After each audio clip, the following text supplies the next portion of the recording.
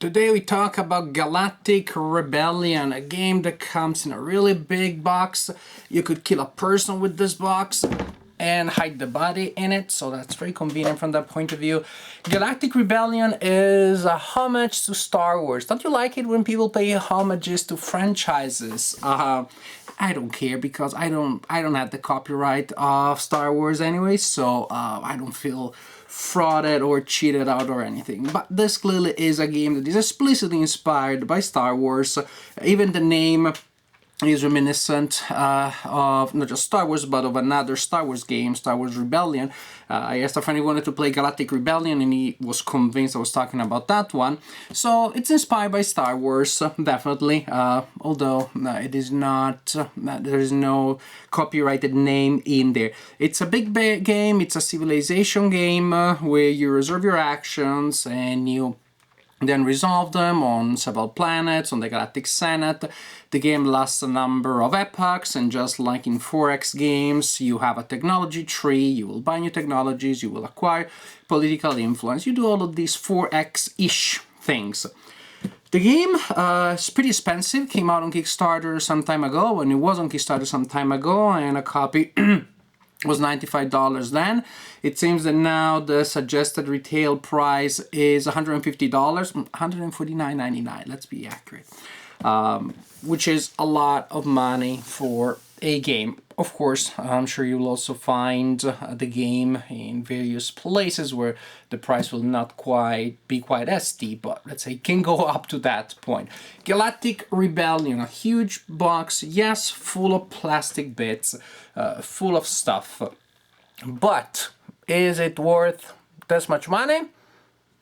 Let's talk about the game and then we'll try to answer that question. Here you see the board of the game, large, mounted of course, pretty good looking. It is divided in two main areas. One is this area here representing the planets, where you will be sending your people to complete covert missions and to expand your influence in the galaxy. And then another area here which is used to reserve and perform actions. If you play dominant species, that's pretty much the same idea. There is a part of the board where you place your pawns to reserve actions that will be performed, and then you go through that area in order top to bottom and you perform those actions. This really is, by the way, the main engine, the main mechanics in the game. You place your guys in various locations here, and then they do stuff for you when it is time to activate those areas. But let's talk about this area, this part of the board here first. Each planet during setup will receive a cube. That cube represents potential scientific discoveries in military only, so that can be converted into a military cube. We'll talk about that in a bit. Each planet receives, let's put this one here, we see better. Each planet receives a random number of victory points at the beginning of the game. When scoring is performed, the player that has majority gets the first number of victory points, second player gets the other number. Each planet also has one of these tokens here during setup, and that represents good routes that can be used to purchase or trading goods. And the first player to send a smuggler to a planet grab this token, and that's it. Then around the galaxy we will also have these sentinels here. Again, they're distributed randomly at the beginning of the game, so you have variable setup. And different numbers of these sentinels will be on different planets from game to game. And well, those are the bad guys that will start the galactic war at the end of the game. We'll talk about that later. If there are some of these guys here for the present time, during most of the game they don't do anything, you can attack them. But if they're also, and again, what they really do is to start this war at the end of the game. If there is also a starship belonging to the Sentinels, then the planet is close to the players. They cannot send their own people to expand influence in the area of the galaxy. You can still perform covert missions there. That's pretty much the basic for the planets. So, what happens in a turn? In a turn, as I said, the main idea is simply you place your own people, your own pawns, represented here by miniatures, and this area here. At the beginning of each turn, you get 5 basic rebels. So think of them as your 5 basic workers. They're these generic people. They do not have any special ability. Also, something to be said about this game: you have a lot of plastic pieces, but the molds for each color for each player are the same. So all the rebels look exactly the same in all colors. Now that makes it playable, makes the pieces very readable, but you have the games where different colors also come with different molds, and that can feel very thematic. In any case, at the beginning of each turn you get 5 of these guys. Then you may have technologies that produce specialists. There are different types of specialists. You have the hero with the saber. What a surprise, sci-fi story with heroes that have sabers. You have troopers, soldiers.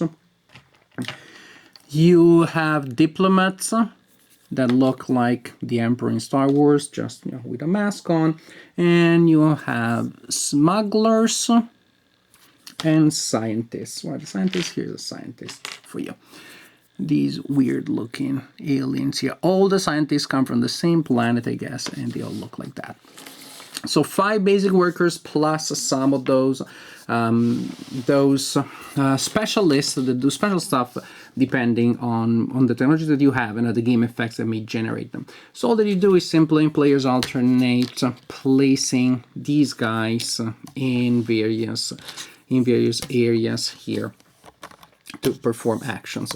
Once that is done, then you go through each section of the board to resolve the actions. The initiative is that action that doesn't have an immediate effect even when it is resolved. What happens? Well, you actually do get money. You get credits. Universal credits are the currency that you use to purchase advantages in the game. And then also the order in which players have placed their pieces on the initiative track will alter the actual turn order for the next turn. Planetary influence, very important and very simple. For each puppet, each miniature that you have on the planetary influence, you can place a corresponding miniature on one of the planets. However, only on planets that are not closed off by a military ship of the Sentinels. But if the Sentinels are there, we can live together for the time being. So you simply take your miniatures from the planetary influence to any planet. Now, a couple of twists. If you place a diplomat on a planet, it immediately generates an extra rebel, so that's good. I guess he's convincing people on the planet to join your faction. If you are the first player to send a scientist on a planet that still has the military cube there, that is removed simply to mark the fact that that resource is not available anymore, and you can add a military cube to your pool. Every player starts with some military cubes, and during the game there are various ways of acquiring more, and one of the ways of finding more military cubes is to send scientists to planets that still have their white cube there. Also, we talked about routes. If the marker indicating a route is still there, the first player to send a smuggler there also grabs the route. You can also send heroes, you can also send soldiers. Those are useful in case you get attacked, they're useful to defend. But it's an idea. Planetary influence, move them there. Pretty simple. Trade goods. You get a trade good for each miniature that you have there. Trade goods are another resource in the game, and they are what generates tokens. What generates credits. So you get goods to generate credits, and you use credits to buy stuff. And with these trade routes, the routes that we saw earlier, they're pretty good because they count as 2 individual trade goods. Again, for each one that you have there, you get a trade good from a pool of available face-up goods that are available each turn. If you have a smuggler there, when the smuggler resolves her action and you remove it from there, you get 2 goods instead of 1, as that area there says smugglers times 2. Covert mission. This is the one of the few areas of the board where you can keep people from from turn to turn. Usually you see remove them every time when you're performing the action. Here, well, you can keep them for longer. What do people do? Basically, there will be a number of covert missions available from this deck here. And when it comes to resolving this part of the board, this section of the board, going in turn order, the players are offered opportunity to resolve one of the missions that are available on the board. That are available on the table.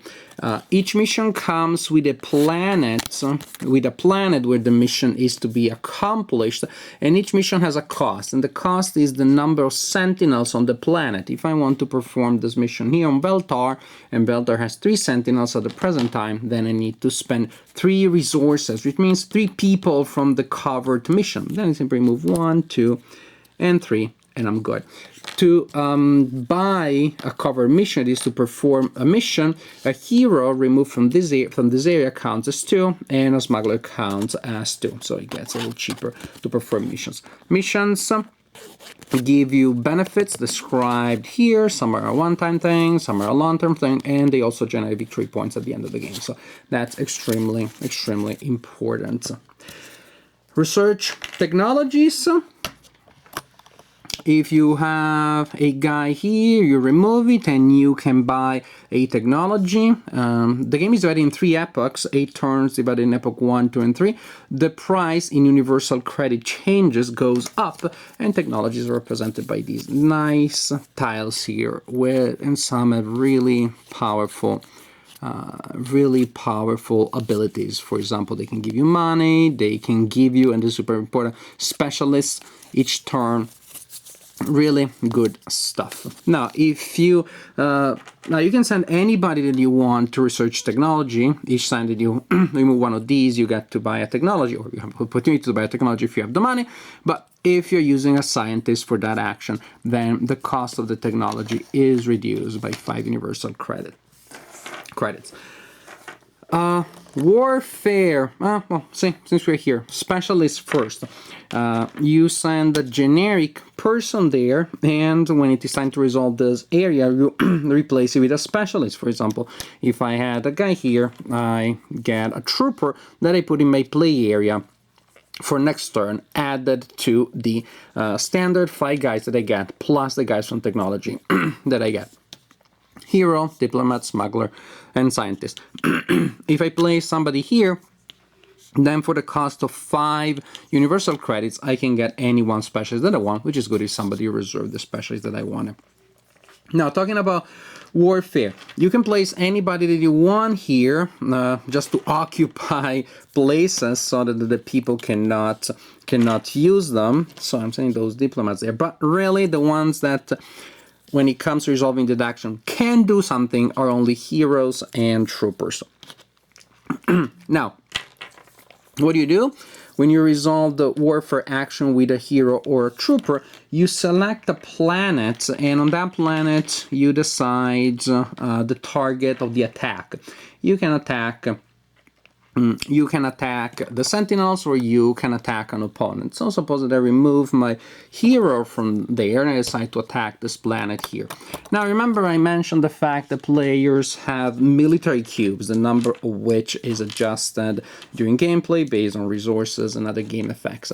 So when a player declares an attack against another player, you take all of the cubes of both players, you dump them into a bag, and then you draw 3 random cubes from there. The 2 cubes, well, 2 cubes will be of one color and one on another, or all 3 of a color.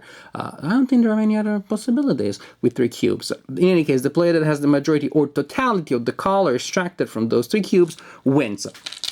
If the attacker, if the defender wins, pretty much nothing happens. The defender doesn't lose any piece. Remember, this piece you moved it from that display there, so it counts as used anywhere. The attacker really doesn't lose anything. All that the attacker loses, if the attack is unsuccessful, is the possibility of reducing the presence of the opponent.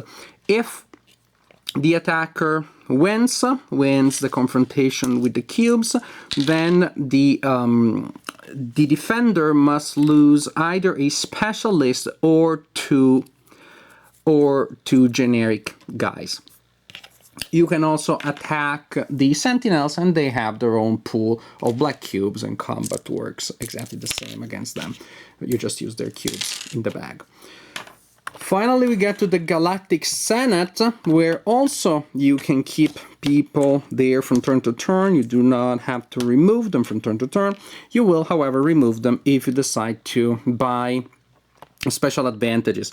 The way this works is pretty much the same as with the Covert mission, just that there will be several Imperial actions available from this deck with various effects available, some very powerful, again, very attractive stuff.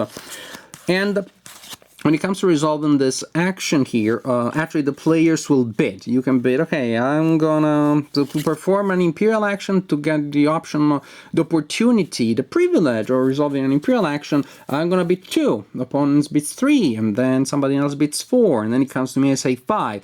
And I am the highest bidder, then I have to pay 5 from the resource I have in the Galactic Senate. And I simply remove my people from the Galactic Senate until I paid for 5 diplomacy points, we call them that. Each figure but the diplomats counts as a single diplomacy point, and diplomats count as 2. So if I remove this guy here, and these are the 3 people I paid for 5. And I resolve the action. And again, some of these are so sweet, just so sweet.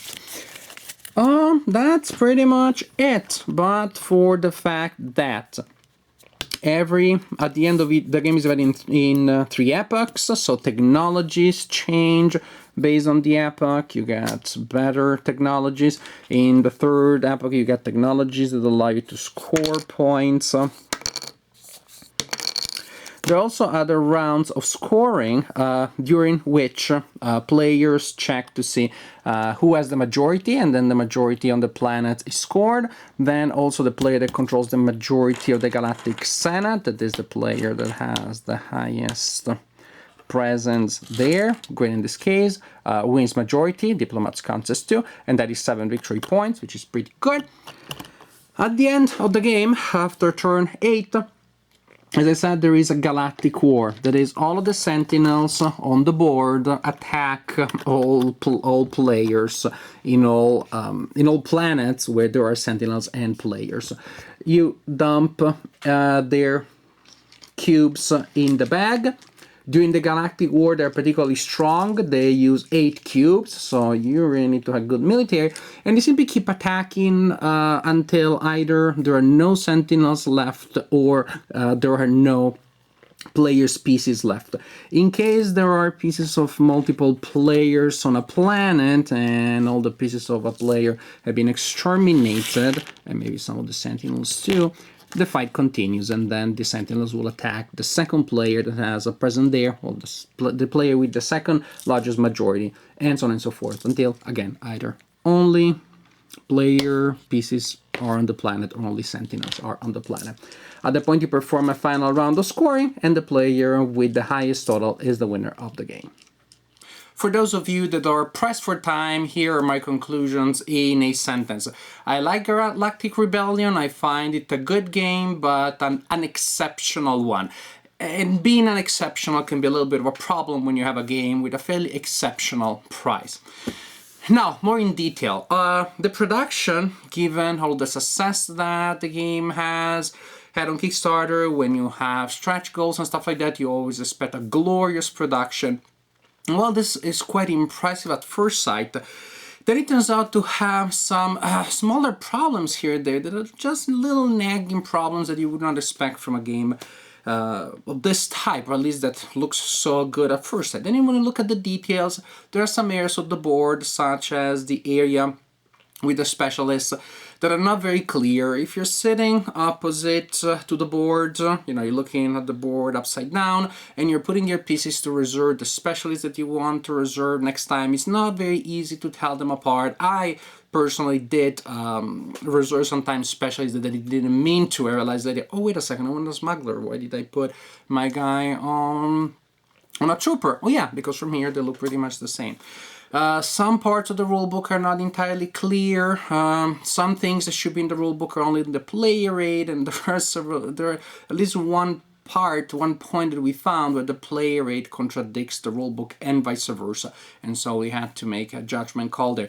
And that is about when you get money during the initiative track. The rulebook says you get it immediately when you resolve that phase. The play rate seems to say you get it at the end of the turn. These little things, for a game this expensive, probably you would have expected different molds for the various parties.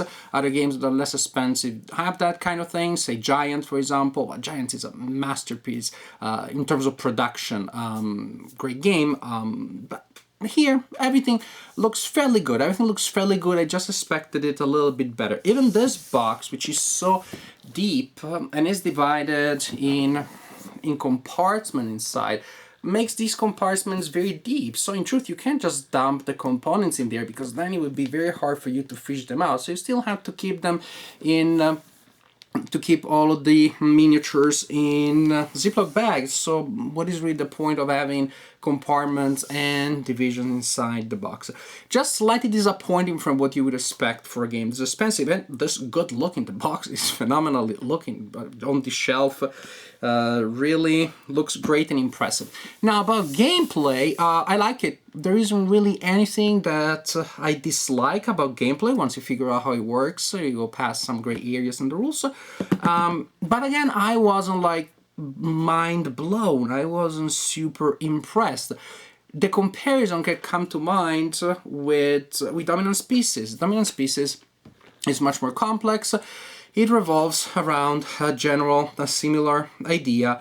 I would say the advantage of Galactic Rebellion is that it's easier and less complex than Dominant Species. So if you have some not hardcore players, because Dominant Species does require a certain engagement with the design, if you have some mid-core players that want to play a 4X game in, say, about 2 hours, then Galactic Rebellion may be a better option, but it just seems like a simpler, more streamlined version of that game. The game offers there's more complexity, more tactical options, more devious things that you can do in trying to manipulate the order in which actions are reserved and resolved. So there's nothing wrong with this game. I like reserving the actions, I like resolving the actions, and that is fine. However, there are so many times where I feel that the tree of options, the space of decision, is fairly limited. If I do not have the money to get technology, then I'm not gonna place a guy on there. And then if there is a situation where I know that you want to buy a certain card in the cover missions and you're going first, maybe I'll put some guys in there building up for the future after you remove your guys, but I know I'm not gonna resolve a cover mission here. And darn, you just reserved the one or two specialists that I wanted. So in so many cases, while it looked like, especially when it went through all your decisions from the video, it might have looked like you have a lot of options. In truth, practically, I found myself very often to go quite automatically, both when it was about reserving the actions and then resolving them, because I would just dump people on the influence track when I didn't have other options, but that also is limited. The number of players that can, of pieces that can go on that reserve space is based on the number of players.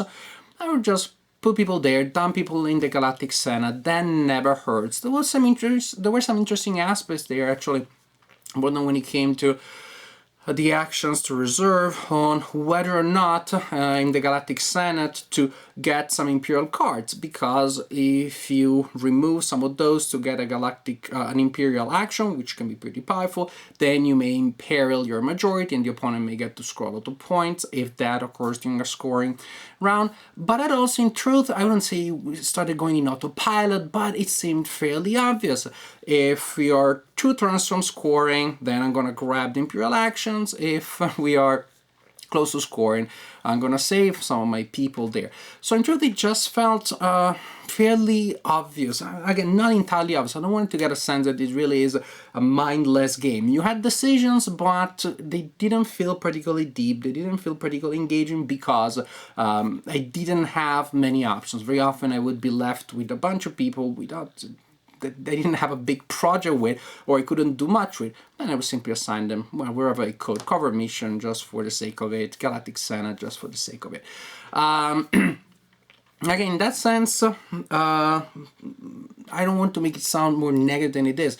When I played the game, I enjoyed it. Let's say that after I put it back in the box, I didn't feel any strong urge to play it again. Just because there are other options for civilization games, for games with this mechanic, domino spaces, that I like much more. Really, what the role that I see for this game in my collection is, in case, again, I have players that are not advanced players, or not strong veteran players yet, and then I may get them to get used to the idea of 4-axis civilization games using this one. But as soon as they're ready, then this goes back on the shelf and Dominant Species hits the table. So, again, it's not a bad game. It felt a little too linear for me, but still engaging, still entertaining. The warfare system I liked, actually. I liked it very much. But then that also, there's such a limited number of turns, and again, such a fairly limited number of opportunities for everybody. If I start grabbing military cubes right and left, well, try to catch up, but it won't be easy.